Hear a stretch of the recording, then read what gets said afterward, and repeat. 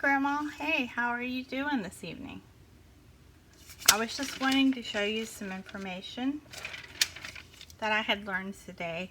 As you can tell, it's probably the end of an 18-hour day, so the process of practice and learning to increase the practice has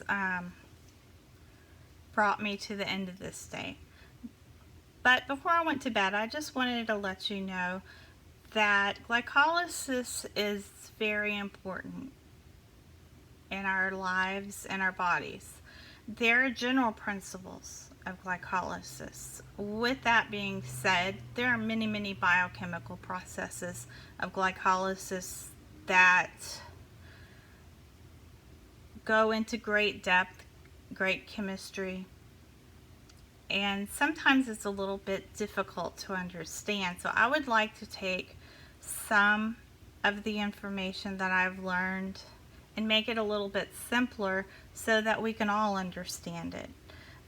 Glycolysis is basically the breaking down of sugars into pyruvates. What does that do? We all know that sugar is not good for us. We hear it from the nutritionists, the doctors, the providers, dietitians. But why? Why is it not? First of all, glycolysis is the heart of our metabolism. With our metabolism, we can begin to understand that some individuals have what we determine a high metabolism. Some have a lower metabolism. In the end, we can begin to see where obesity and other health disorders may come into play. With the breakdown of sugars into pyruvate, we have two products, ATP. We also have NADH. NADH is a source of vitamin B3. With that being said, those are the two main energy forming compounds that give us energy and also supply our metabolism. If there's too much sugar, that's where we begin to create problems, not only for our health, but in general for, say, a country. The United States has a severe issue with obesity in the country. Now, when we talk about the sugar and the glycolysis that exists, we need to discuss supply and demand. I had found an article from Bioessays, issue number 37 in 2014, that discusses the supply and demand of the sugars and the glucose. Now, obviously, we can see when the supply is greater than the demand, that's when the health issues are going to arise. With the demand, we need to have a greater demand than a supply. With that being said, it tends to lead to a higher metabolism. It is noted that there are many public health issues that are created because of excess glucose, cancers, diabetes.